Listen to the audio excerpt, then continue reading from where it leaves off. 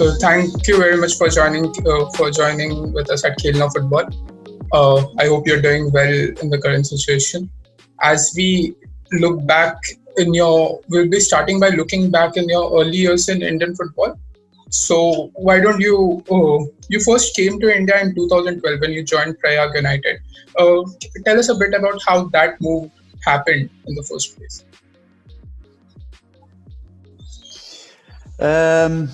I first of all, I think people should get tired of seeing my face in all those interviews. No. But at the same time, happy to contribute to Indian football and try to help. But my first stint in India was basically at the time. This is in 2013, 12, something around that time. The Indian national team, they had Wim Koevermans, another coach from Holland. He was the head coach of the national team. Yeah. And my agent, or an agent that reached out to me, he asked me if I was interested in working in India. And because I know that Wim Koevermans was working in India, I gave him a call and asked him about how India is. And he basically, he said to me that India is a sleeping giant and it's a good chance for the future to get in. So I decided to take that step because I didn't want to come at first because India was not known for football, etc. But I took that step as in to get into the market, maybe even for later. And eventually I ended up working in India a few times. So that was the beginning of how I came to India, and I started at Prayag United. Yeah, that's what our next question was about. Since it was your first stint in a very new country, what was the reservations you had before you took on that job in the first place? First of all, I'm a very, very ambitious coach, and at the same time, I'm a very humble person. That if I have a job, I'm happy to do my job. That means if you do something that you really love, then you never have to work, I always say. So either I have to work in India or I have to work anywhere in the world. If I can do my job as a coach, then I will be happy. But of course, at the same time, I'm very ambitious, and you want to work in the most highest possible football leagues. And India was not known for football at all, at least not within my network. So at the same time, I'm from Holland. I'm also a very adventurous person. I never planned my career. Maybe I should have done that better. But at the same time, everything I do comes from my heart. That means if you take risks in life, if you do things in an adventurous way, you also learn complete new things. And that's one of the reasons why I took the step also to come to India and see how football is there. And I got a lot of surprises, to the good, to the bad. Eventually, it was a good season that we did. Especially the person that I was working with at Prayag United, the chairman, Nabab. Fantastic person, very good guy. Till date, that is basically the best person I worked with, who actually was a good, like a connection. That from one side, the management let you do what you need to do, and then from my side, I had a good feeling that we were communicating on a daily basis. So that was a good experience, that first one. Yeah, so your stint at Prayag United is largely looked upon as quite a successful spell. How do you personally look back at that time, and what are your reflections on that? When I started at Prayag, I came halfway the season, or six games into the season, and they were not doing well, and they had a big sponsor. My first game, actually, I arrived, and within 2 days I had to play a game. We won with 10-1. That was so a huge win. But it was difficult because when you come in halfway a season, or even 5-6 games into the season, you still need to get to know the players, etc. So it was a huge task. We had a good start, the first 3 games. Then we had a spell of where you start changing tactics, etc., where players need to get used to. We had a few losses, a few draws. And then basically from the winter period time when we also played the AFI Shield that we won, and then the part of the league we were unbeaten. Eventually we ended 3rd or 4th in the league, and I signed a new contract for the new season, but unfortunately the sponsor at that time, he was involved in some kind of it's called the chat funds. I forget that one, and we didn't have a new sponsor for the new season. So yeah, again, bad luck for me. But we started the season anyway, eventually, without a sponsor. But I only could remain till I think November or December it was, and then my salary could not pay it anymore, and that's why I had to leave that second season. But it was a good spell. It was a good build of a team. We had good results, but unfortunately, we're not able to continue. Yeah, so that good spell was also stimulated by a host of good players that you had in the team. One of them was Carlos Hernandez, whose arrival to India was met with much fanfare. What memories do you have of him as a player? That's one of the interesting things in coaching is that Carlos is a World Cup player. Yeah. And when I arrived, he was overweight. He was too fat. And a good player, but physically totally not fit. So I had some problems there. And I don't care. You play World Cup or you're just a junior. You need to be fit. Yeah. So in the first 2-3 games he played, but I also changed him during halftime or in the second half because he was just dropping. And that created a conflict, but I'm not scared of conflicts. In the end, you do things for the team. So I invited Carlos for a dinner, and I prepared myself with some pictures that where he played the season before, 2 seasons before in Australia, where he was like fit. He was like skinny fit. So when I sit down with him, I told him, said, Carlos, you need to be fit. He said, but coach, I'm always like this. And I showed him the pictures, said, you're lying. He said, that's not true. And then he got the picture that I had the best interest with him. So we had a good dinner. And from that moment on, I took an individual coach to train him, to get more fit. Yeah. I adapted my system a little bit more to him. That means I let him play more up front as a second striker and give him a free role. And that's when things start rolling, and he did really good. Yeah, about Carlos itself, we have heard a story that he didn't train much. He'd get a lot of massages done, and still he was raring to go whenever the team took on the field. Is that really true? Yes, but once I got... Look, I think it's very important. I think most people, either it's in football or not, they try to cheat. They try to take shortcuts in order to either to get as much as possible money, to do without as less as possible. I didn't meet too many people in my life who from the heart at all times just give their all. And if as a coach, and we're talking specifically about football, if as a coach you invest in people, that you show that you want to help them, then mostly also you get something in return. So from the moment I sat down with him and had that dinner and we spoke about things, he started training every day. Although as I said, gradually when he became fitter and fitter, it became easier. But in that beginning stage, sometimes you need to give him a day off to give more recovery. But that's the role of the coach, to get the player to train every day. I can't use players that... You saw it in the ISL actually in the beginning, 2-3 seasons, a lot of old players, 40 years old, and all the time injured. What you're going to do with players like that has no use. True. So going back to your first game in Indian football, that was the 10-1 victory against United Sikkim. Randy Martin scored 5 goals in that match, and he had a fairly successful spell with Prayag United, much around the same time that you were with him. What are your thoughts on him as a player? Ranti was a fantastic boy. That's one of those players that it's almost a little bit the same like I had last year and the season before with Bartholomew Ogbeche. Actually, both are from Nigeria. But Ranti was also one of those players that every day in the training, always on time, always give its all, always want to improve. His main quality for Ranti was scoring goals inside the box. Outside the box, I think his skills were not top, but that could be improved.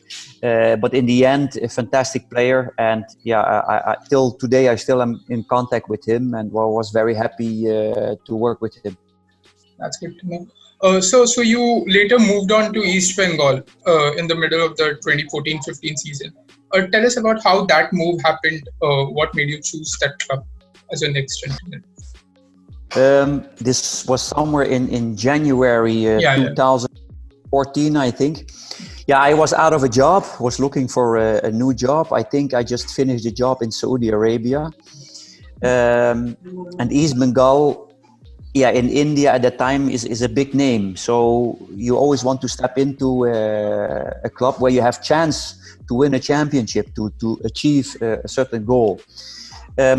But this deal was done within a week. I didn't even have a chance to look in all the details of the club, how things were, and it was like, okay, if you don't want to take this chance, we will take another coach. So I took that risk. I came to India, to Calcutta, East Bengal, and at that stage, it seemed the club was It's always for me very difficult. I'm always a very honest person, but sometimes even officials, they will say, "Oh, this coach with his big mouth," and it's the simple truth. I arrived, and one of the members or the main members was in jail that I didn't know at all. There was no clear leadership within the club. I didn't choose any of the players that I had to work with, and I came just right after the ISL finished. So all those players and a lot of players of that was ISL season number one. So when we started, all those players from East Bengal, there were a lot of them within the ISL team. When they came back, also a lot of them were that first season ISL was 3 months, every 2-3 day games, every 2 or 3 days a game. So when they came back, a lot of them got injured. So it was a very difficult season. It was only very short, 2-3 months. Still had a difficult start, but still we came to a certain period where we started playing and dominating, and then in the end again I got more injuries, and as I said, this was because due to the ISL, and it was only 3 months, I think 3 maximum 4 months that I was there. Normally to implement your style of playing, it takes 3 months almost. So it was just the wrong time at the wrong moment, and I blame myself for going there. I'm thankful to East Bengal to give me the chance. It's a beautiful club, and I really hope they will succeed, because till now they're still seeking for that first title, and with the club, there has to be something that needs to be changed, I guess. Yeah, so that's what it's a very prominent club with a huge fan base. Yet the last domestic title, the NFL title, came in 2003-04. So it has been a very long drought for them. And currently with the fiasco with the corporate investors, do you think it has become a more challenging job to pick up? A very tricky one for any manager? No, I think the I-League, look, last year Mohun Bagan became champion, and this coach will go now to Kolkata, to Kerala. But last year there were also not many teams competing with each other. The year before, I think you had Punjab, and last year the I-League wasn't that strong in my opinion. And I also, like I said, for East Bengal, to pick up this job at this moment in the I-League is not easy. I think the I-League went down in quality, but it still needs to be there. It's a very important league for development of talent, etc. But to pick up specifically the East Bengal job is not easy. And from my heart, this is not to speak bad or to. I really think this club, or the people, they should look at themselves and look at the structure of the club. I mean, if it's such a long time you're not winning a title, and you have the fan base, and you have basically all the culture is there, then yeah, you have to really look at the way I look at the infrastructure in how the club is organized. I think that's the first thing they should look at, and I really hope they will succeed. Yeah, so barring the ISL and the injury part, the injury troubles that you faced over there because of the ISL, what were some of the other challenges that you encountered at East Bengal, which you weren't as such aware of when you joined the club at first? No, any club that you start working and you come halfway a season, the most difficult thing is that you need to get to know the players. You need to find the right system for the players. I didn't have, as I said, I didn't choose any of the players. So you basically step into a situation where you have to change everything and you have to get to learn everything about everybody. Yeah, that's a huge challenge. But as I said, we still had a really period of time where we actually had a good string of games where we started winning. Until then we had some injuries. Most important thing in a club, actually in life, is communication. How do you, as the same like you and me doing now, we just got now a eruption within the communication. You don't understand or hear what I'm saying. So it's a club between the management and the coach. There needs to be good communication. At East Bengal, I remember there was communication through emails, where somebody started telling me how the goals, how the games were, and actually never sit down with me and just let's talk about it. Because I do think management have a say in the football part, but then you need to build a relationship. And unfortunately, maybe because of the time that was there, it's a very short time. In my opinion, just there to improve my players, my club.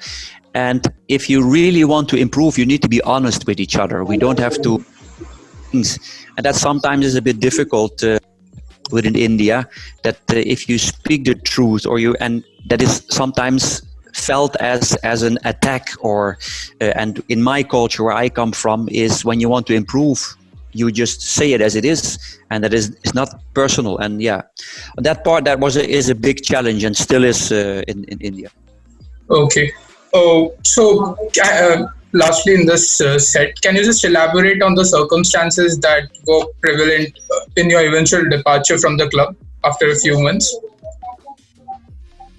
With East Bengal, yeah. East Bengal.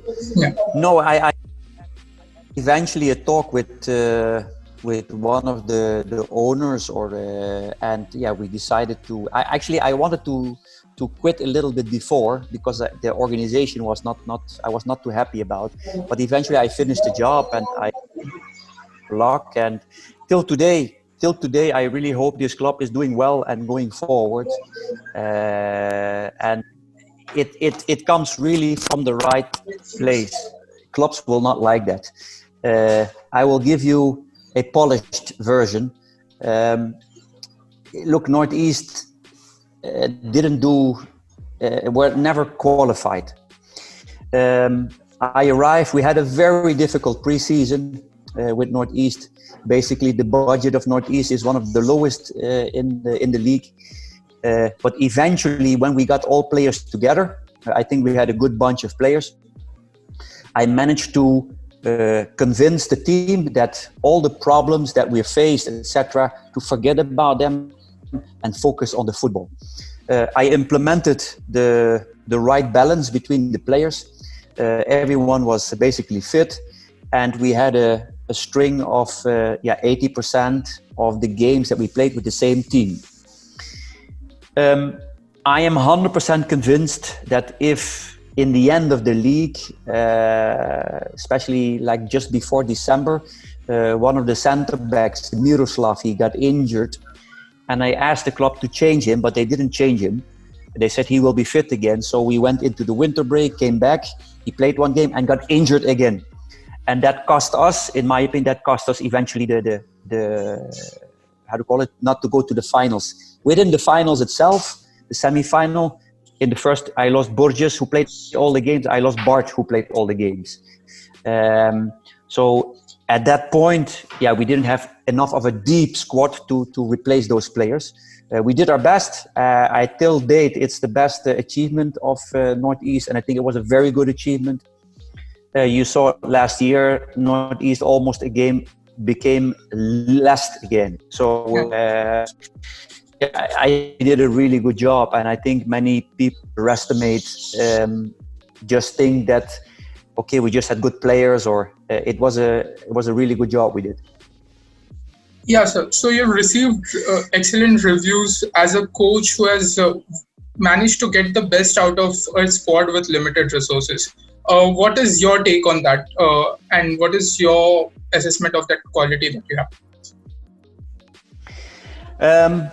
See, one of the problems that I'm facing at the moment is that because look, almost if you would look back in the last 10 years, 10, 15 years, my jobs that I took, almost all of them were jobs where you step in halfway.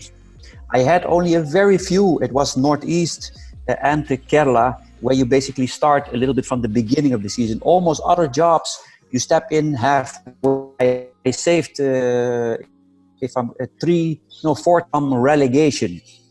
And these jobs are extremely difficult. So I know how it is to work on a psychological level, but also on a technical level with a team that is either in trouble or has less facilities, etc. So I know how to do that. But that doesn't bring you titles. And I am 100% convinced that I have that quality. But then you need to get the chance to build your own team. Look at Goa. What's his name? The coach from Lobera. He came to Goa, but Goa in all seasons is always in the qualifications. Lobera got the chance 3 seasons to build his team. Till day, he never became champion, but everybody praising him, and he's a good coach. Don't get me wrong. The same with Bangalore. Bangalore, in all its existence, always are in the top 4.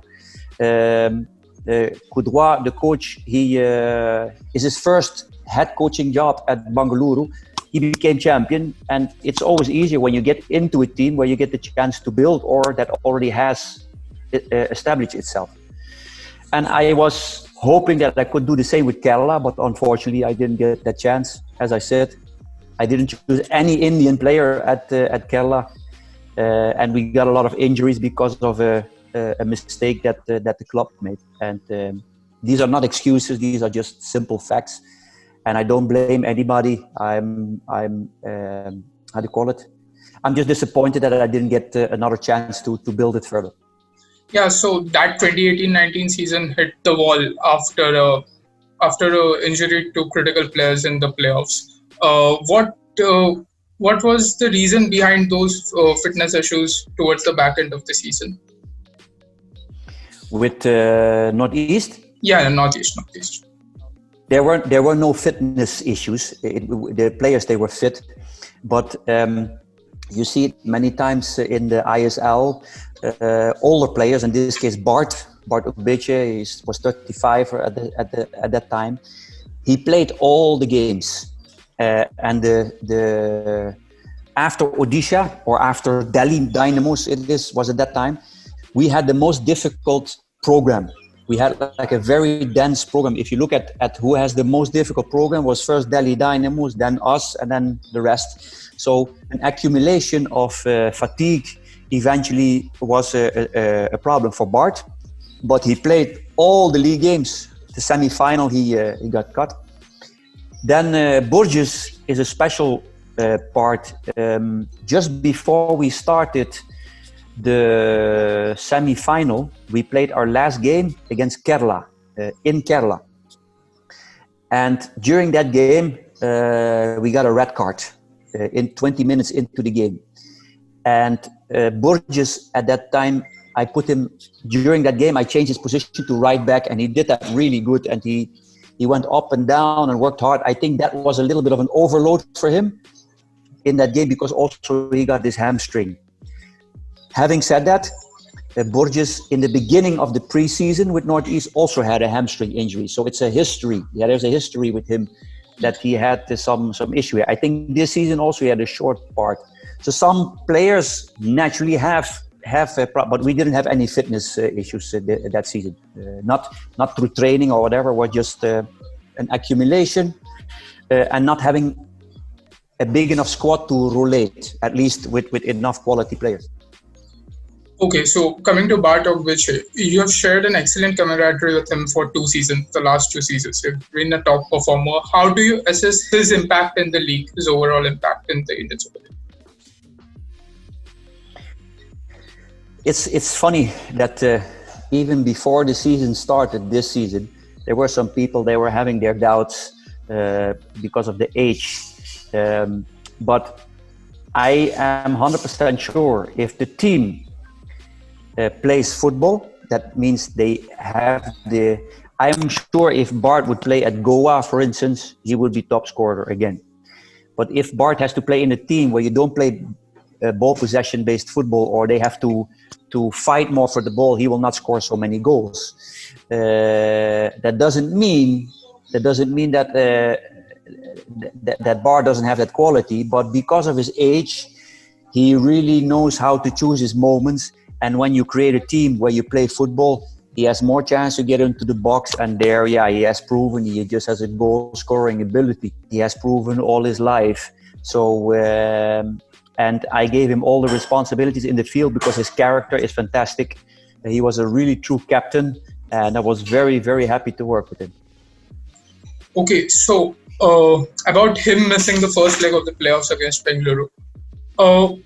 When you look back at those 2 games against Bengaluru FC, are there any aspects which you think you could have done better or done differently to eventually win that contest? The only real problem that we had that game, the second game, is I had to play with Juan, the striker.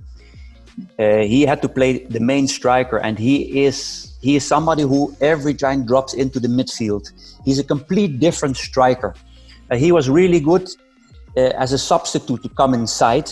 He changed a few times a game, but as a starter within the system, and I also didn't choose him when I came to Northeast. He was chosen by the club. That was an issue for us, our play. Then during the game, we lost Federico. He broke his leg. They kicked him. Nico, remember, he broke his tibialis leg.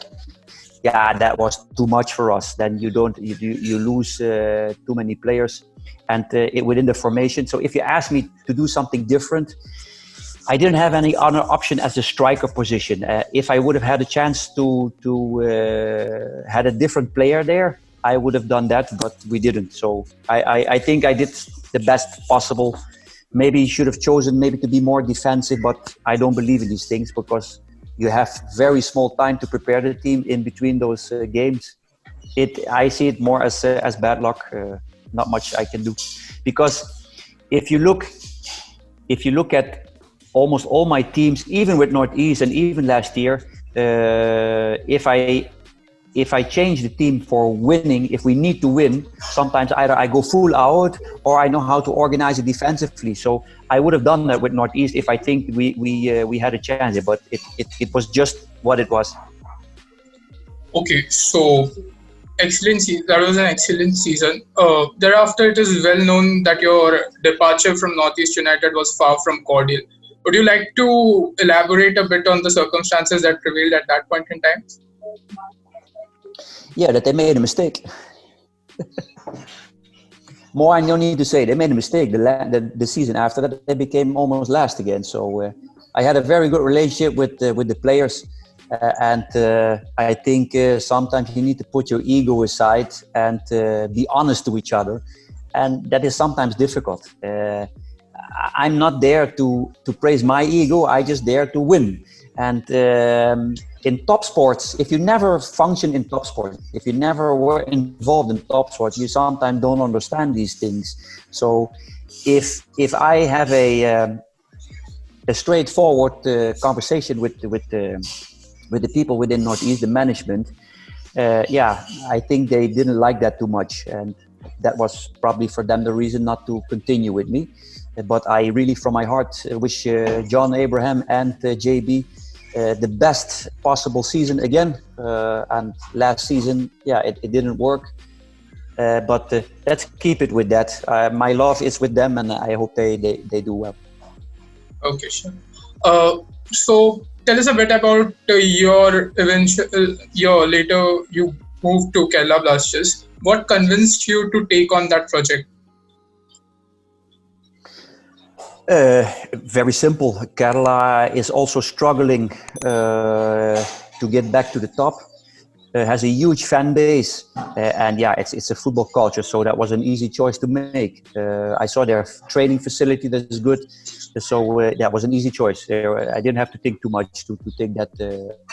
And I had a good talk with the owner, with the CEO, before we started, so it looked like a promising job. Okay. So you seem to have assembled one of the best squads in the ISL last season. And then the injury part came in. It played a disruptive role throughout the season. How do you look back upon that? First of all, I go back again to East Bengal, where the owner of the club was not there. This year in Khel, also the owner was all season not there. And as much as we had some communication over the telephone, I really believe in connections between the people who need to run the club. I had a very good relationship with the CEO, Virin. Yeah. But in the end, if you take everything together, I think as a club, they really improved.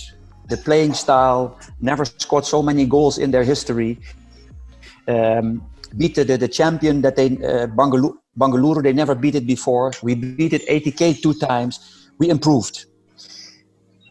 The reason why we didn't go to the playoffs, and I saw even this a few days ago, somebody on Twitter saying, no, the coach, he had a good, deep squad. Yeah, we had a deep squad, but it doesn't mean that, as I said, I didn't choose any of the Indian players. Yeah. If you look at all the Indian players that we had, all the Indian players, new Indian players that came in, so the Indian players that were recruited to come, not one of them in the last 2 seasons played more than 3 or 4 games in the ISL. Some didn't play even 1 game in the ISL. So these things take time. I didn't complain about that. But in the end, as I said, we end up with a lot of injuries, and the reasons for those injuries, they made a mistake there within the club that they should have had, that should have done from the beginning of the season. And you can hear me, yeah. And as I said, the preseason camp was a disaster, and that's always a very important part of the preparation. Yeah. You can hear me? Yeah. I think it was a bit unstable. So just get onto it. Yeah. So the lack of a proper preseason played as a hindrance throughout the campaign. You have pondered upon it later on also. Can you elaborate on the circumstances that were in the UAE and when you returned back to India?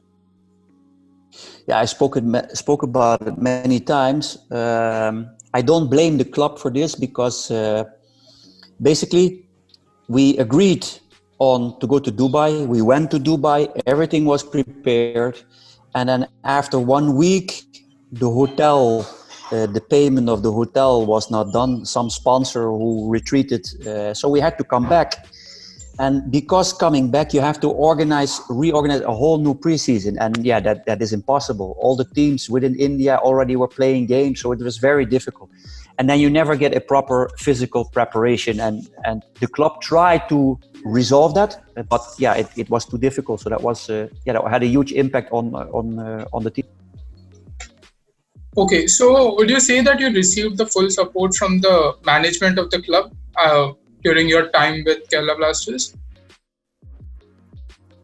Yes, I think with the CEO, I had a very good relationship, but I think the club made one big mistake at the start of the season. I don't want to go into that now, but it has to do is related to the injuries. And during the season,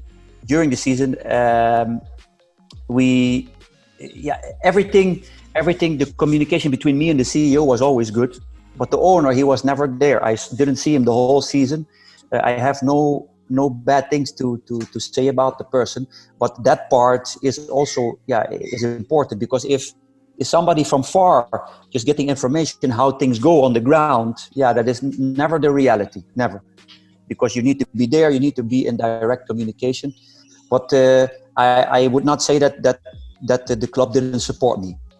Finishing the season and having a good evaluation and saying for the next step, that there I'm not happy that I didn't get a second chance, or actually to build on what we actually already did. Yeah, so about you not getting a second chance, Khel has just appointed the 9th different manager going into the 7th season of the ISL. They made 9 different appointments, as David James has been in charge twice. What do you speak? What do you think that the club has to do to take their game to the next level, to achieve a better string of performances? They should have kept me.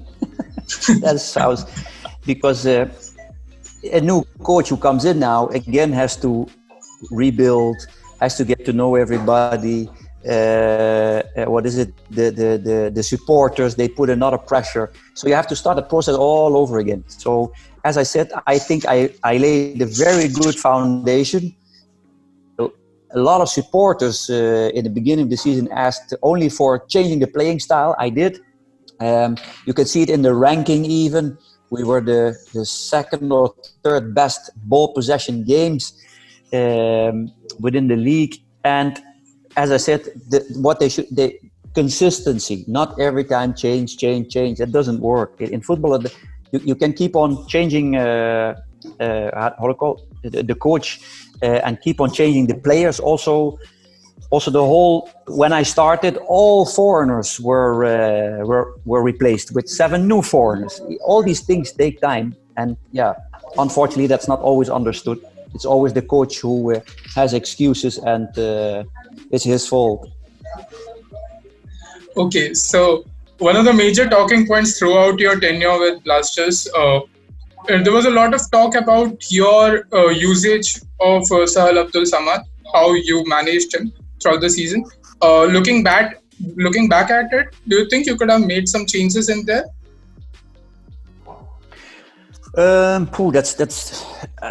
Look, I would say if people talk about results for a coach, they will say, but you didn't win the league or whatever. I would also then say, look at how many talents under me actually develop themselves. So my point here is this: Sahal, he didn't join the preseason, by the way. Okay. He only came halfway or even later because he was away with the national team.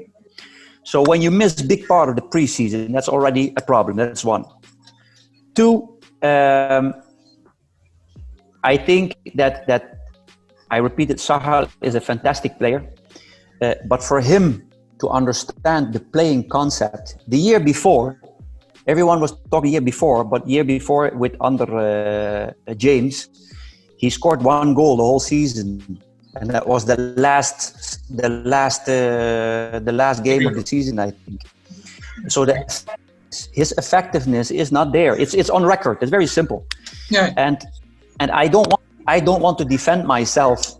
I'm not against Sahal whatsoever. In my arrival, I said I will make you the best midfielder in India.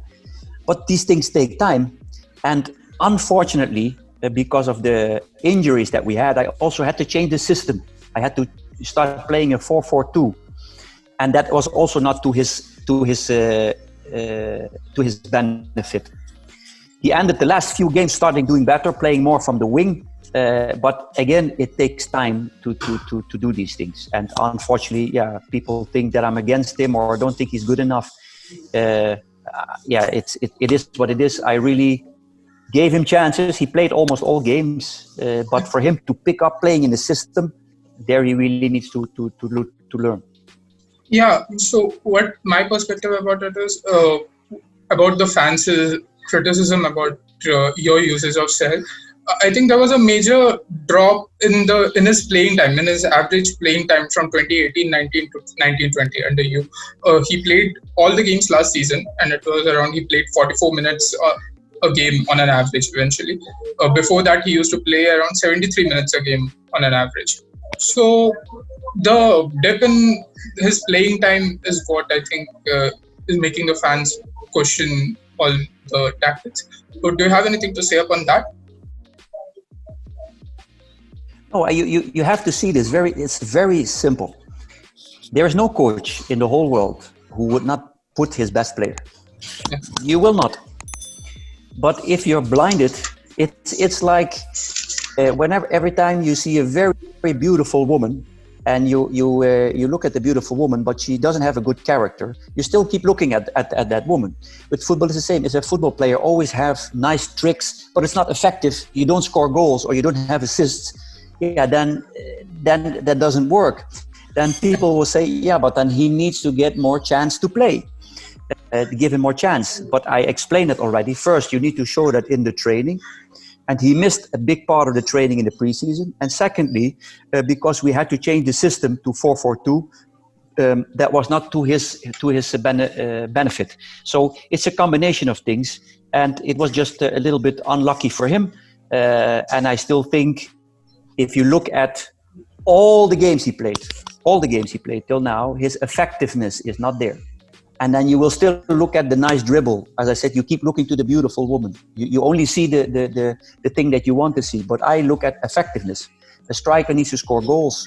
A defender needs to eliminate his striker. A keeper needs to stop the balls. And a midfielder, an attacking midfielder, needs to score goals and to give assists. And in order to do that, he needs to learn how to play in the system. And he needs to deserve that. Not because we think he's a nice guy and just give him a chance. That's not how it works in football, not in top sport. Yeah. All right. So going ahead, sir, what does the future hold for you with your managerial career? Stay corona free. At the moment, I don't have any specific options. I am working hard, looking really into getting back to Europe. Within India, nothing happened till from the moment I left till now. I think the book in India is closed for now. It's a bit disappointing, to be honest. Also didn't expect it. Maybe I expected one or two, maybe two options, but that is what it is. And what will come in the near future, we will see. Unfortunately, because of this corona, a lot of football markets are down, so it's not easy to find a job. So let's see what happens. Okay, so are you open into managing clubs in countries where you haven't worked in before? Yes, absolutely. Actually, there's one country that I'm looking at now. It's nothing specific, but they showed some interest. So I'm open to work all over the world, as long as it has a decent football culture and it is good to live. Because of course you don't want to stay in a place where living is a problem.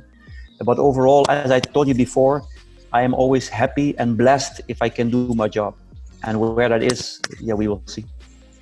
Okay, so while choosing specific projects, what are some of the details that are absolutely mandatory for you to get interested in a particular club as such? If I was filthy rich, if I never had to work again in my life, I would choose only what I think, what I like, or where you have the chance to have the best possible success. Unfortunately, even with a 25-year career of coaching, I can't just pick the job I want.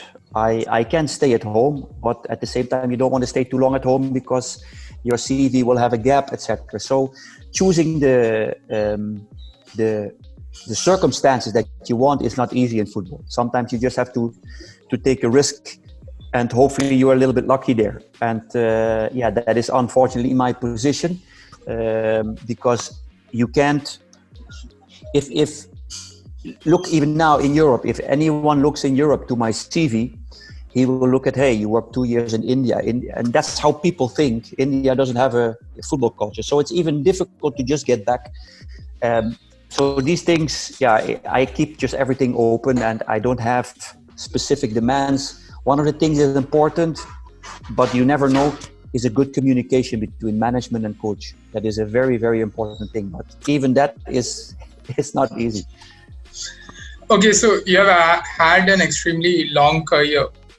Which stint do you look back to as your most successful and remarkable one so far? I will not look at success itself. I look more at where I had the most fun and the most joy of working. I worked one season in Africa, in Ghana. This was for Red Bull Salzburg. Yeah. And I was head coach at the academy there. And you can see it now, Red Bull, even in Germany, they are doing really well because they have a good setup. The team I had there in Ghana, it was a top team. The talents that I had, within 2-3 months, we were playing like Barcelona. It was the most joy I had ever in coaching, in quick, how do you call it? Like my ideas applying to the team, they picked it up very quickly, and we played some very, very beautiful, good football. Those players were all hungry. The circumstances, the life even there in Ghana was very special, was very interesting.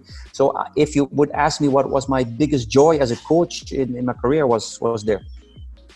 Okay. And if you talk about successes, I saved 4 teams from relegation.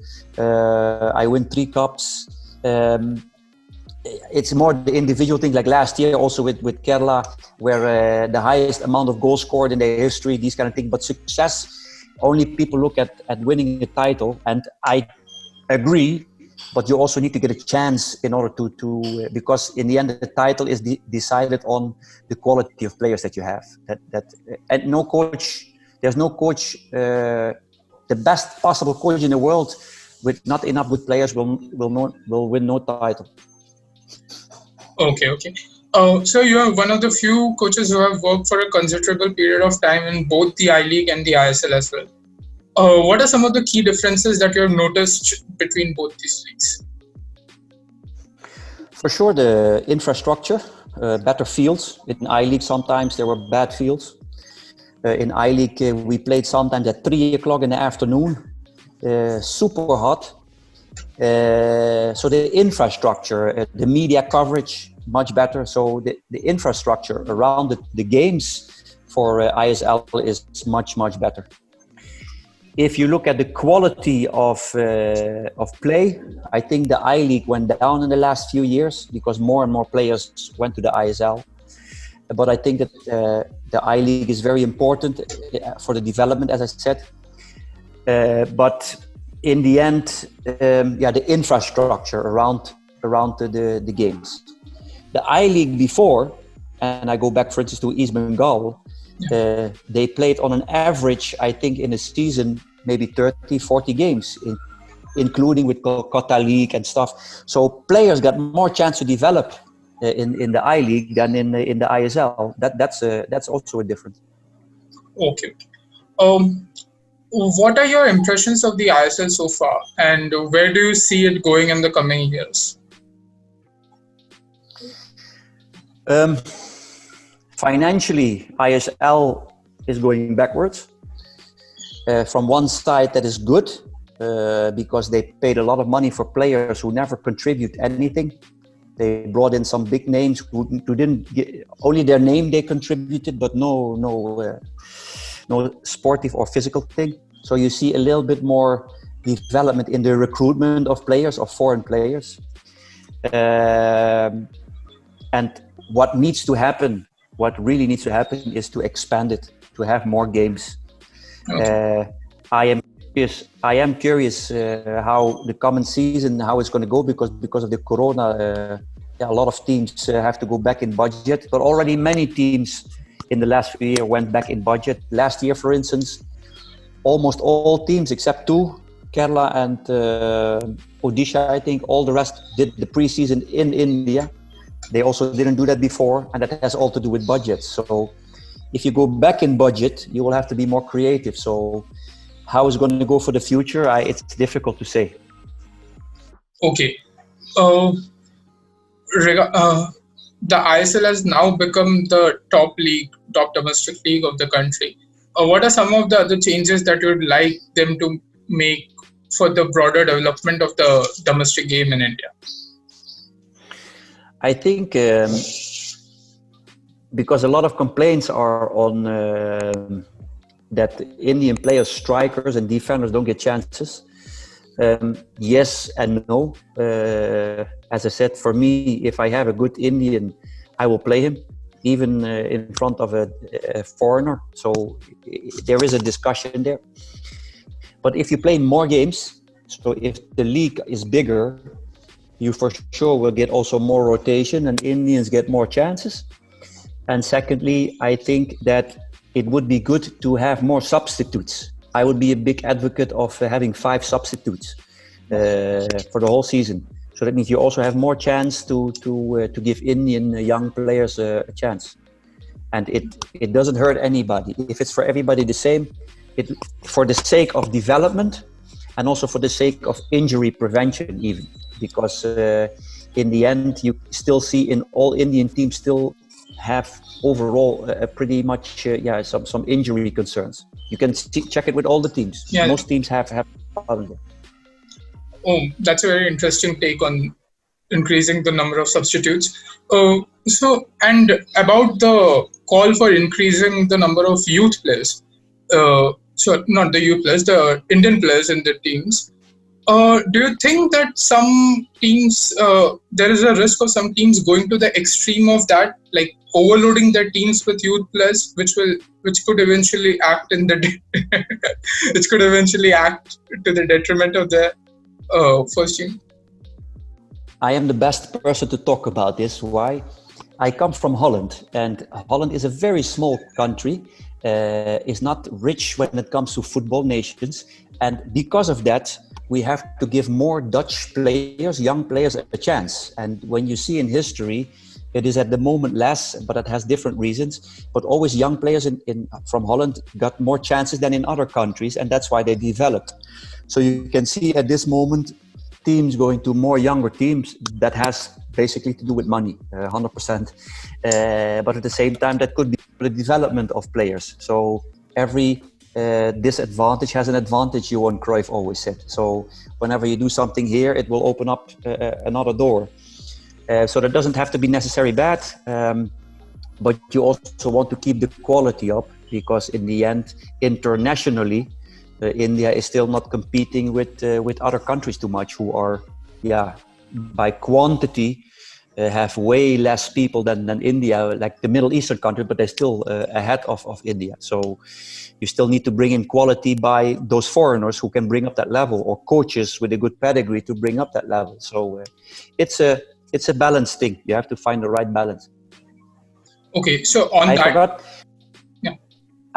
I forgot to say something, by the way, about the development of the league, and it's spoken about a lot. But the referees, that is something also that really needs to be looked into.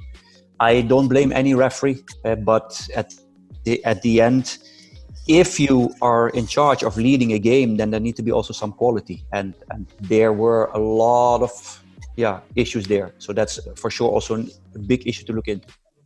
Okay, that's true.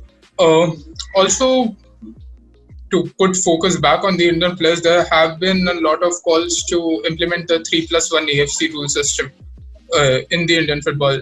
Do you think it is the appropriate time to bring that regulation into action? No, I don't agree on that, because in the I-League it was always 3+1. I don't see. I don't know if the reason of thinking is because to give more chances to Indian players, you will reach that probably. But at the same time, if you play 3+1, those 4, if they will play in the center back, they will play in the midfield, and they will play striker. Yeah. So you will not solve that problem that you're looking for. And at the same time, you're bringing down the level, in my opinion.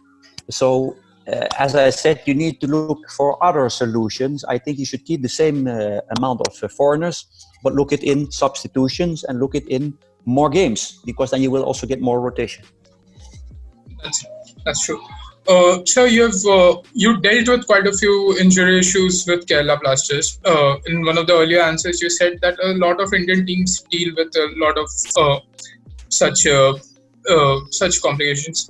What do you think the Indian clubs need to do to improve this aspect of their game, to prevent more injuries to key players or any other player, so that there's a smooth sailing throughout the season?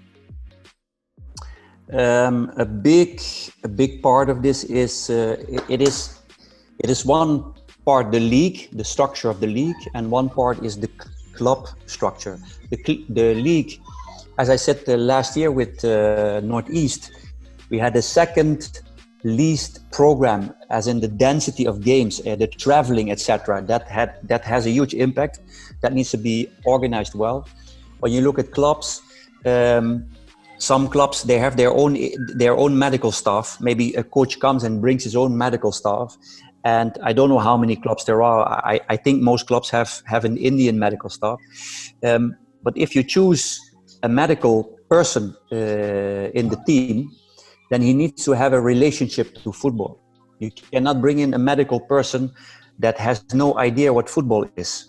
If you bring in a medical person and he doesn't know that a football game is 90 minutes, that means he also doesn't know the physical attributes to football.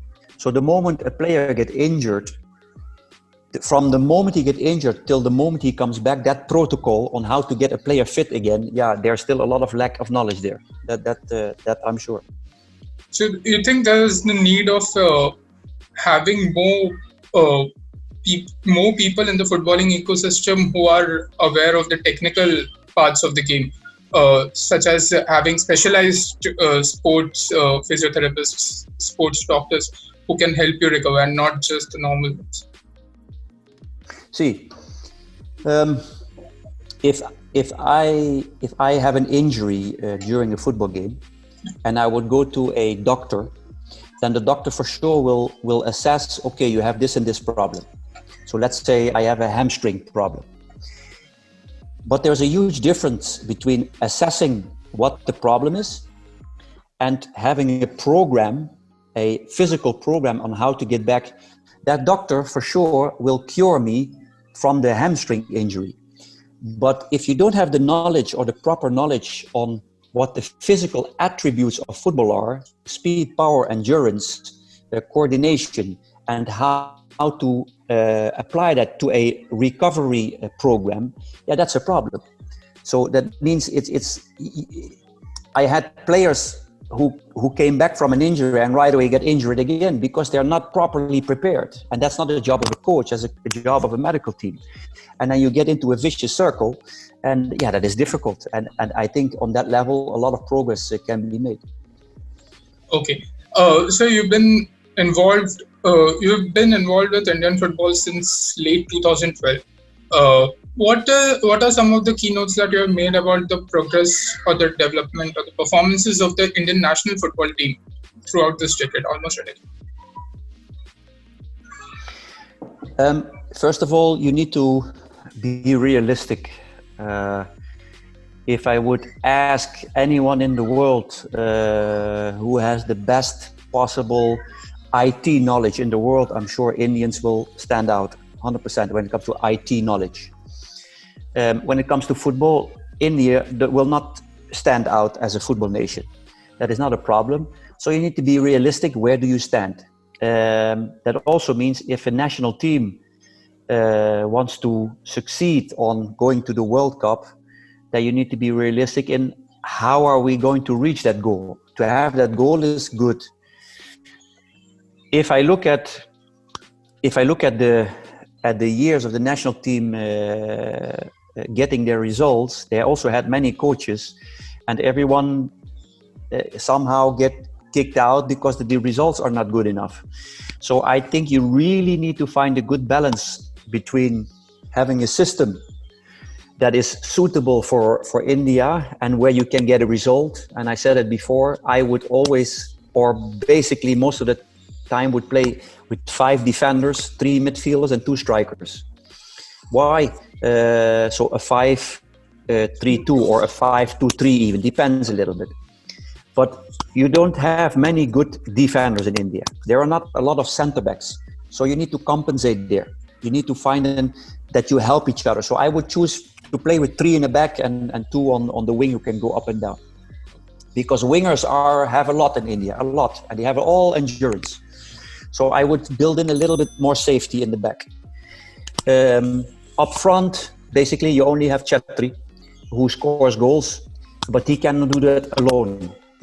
So I would choose an extra striker beside him, whoever it could be. There are options there, and midfielders you have enough in India. So you still can hear me, yeah. So and within that system, you can still play attacking football.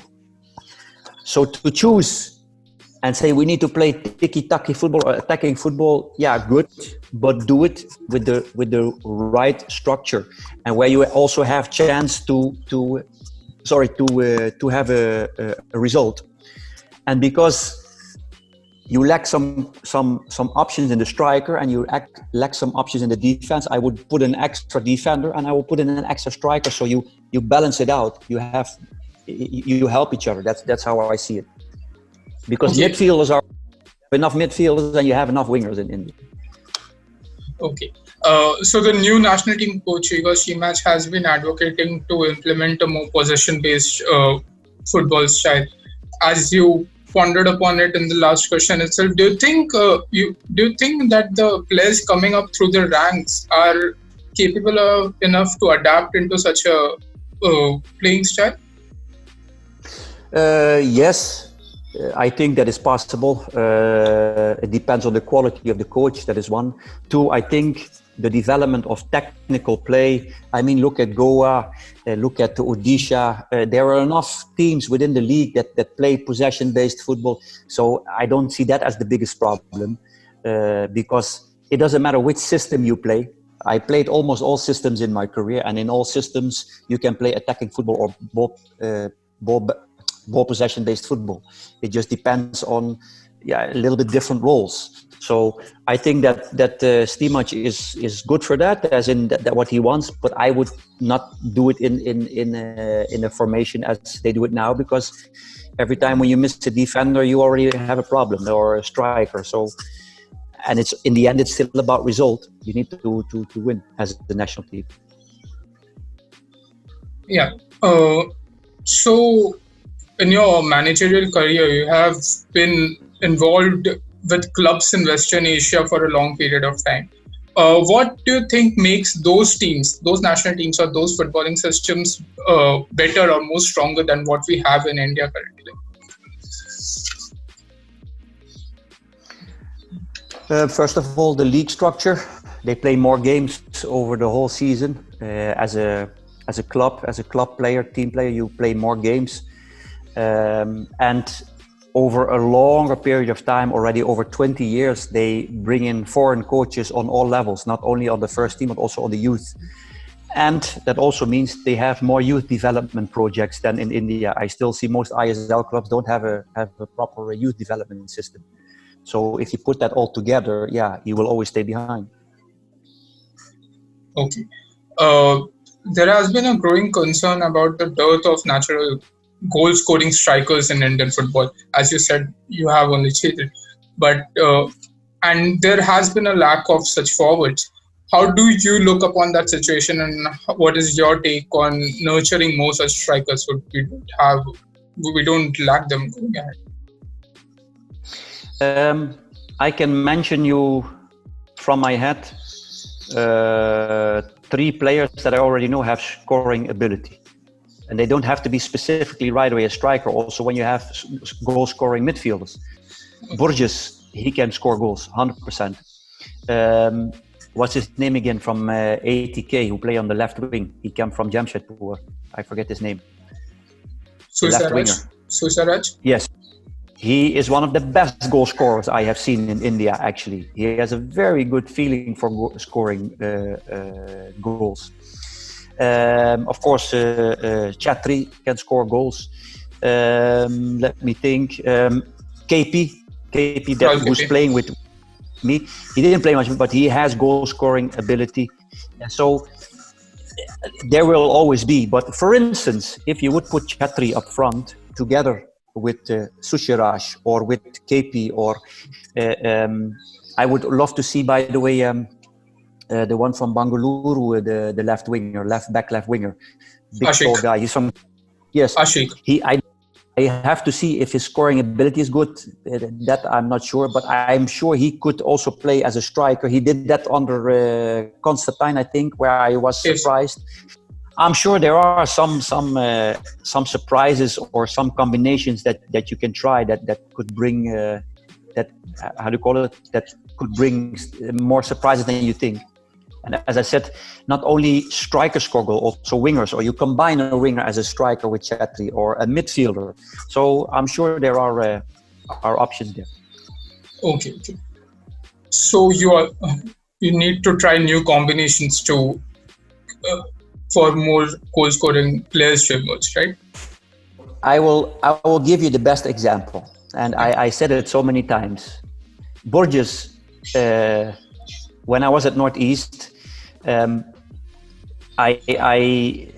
the first day I came, when we started, I always said, this guy, he has the ability to go up and down, but everyone wants to keep him as a defensive midfielder because it's his style of running. Everybody thinks he's a defensive midfielder. Well, I think he has the ability fantastically to arrive in the box on the right time, and he can score goals. Under me, he scored 5 goals, I think, 5 or 6 goals as a midfielder. Yeah. Yes. And last year, how many goals he scored? 1? 2 goals. 2 goals, yes. 2 assists. And because he has a more defensive role. So sometimes you need also, as a coach, to see, or even you need to see what qualities does a player have. And still in India, many times you stick to that player has that role, so he needs to play that role. And sometimes as a coach, you need to try things, and you will be surprised. That's one of the things why I also say you need to be a bit adventurous. I had back in the time with Prayag United, Mohammed Rafiq. Aye. He plays with Mumbai last year as a right back, while he played with me behind the striker. So he played behind the strikers. He scored a few goals. He had a few assists, and because he has that ability. So it's always interesting, how does a coach see a player, but you have to try sometimes things.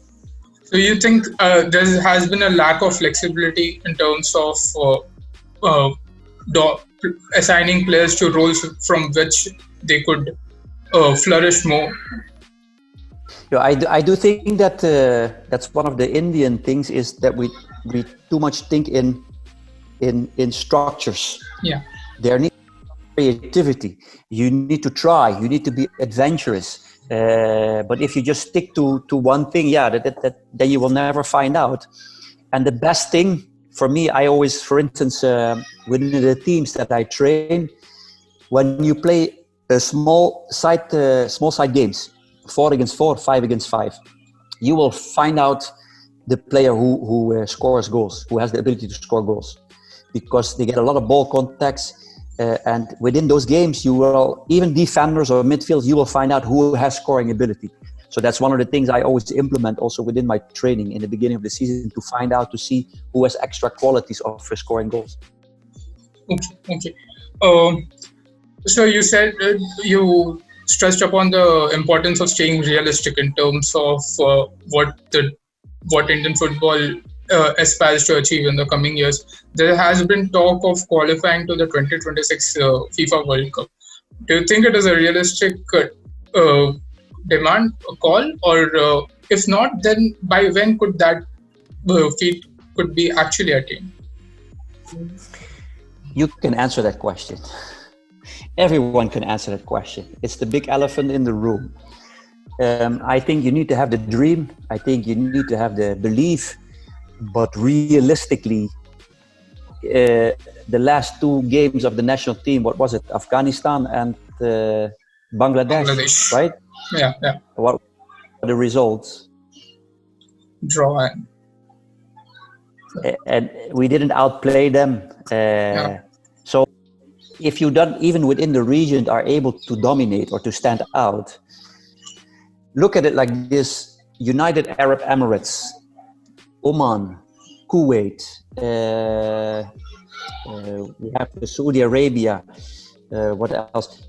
With all these countries, they are already struggling to reach the World Cup. And we cannot even win from them. It's not so difficult.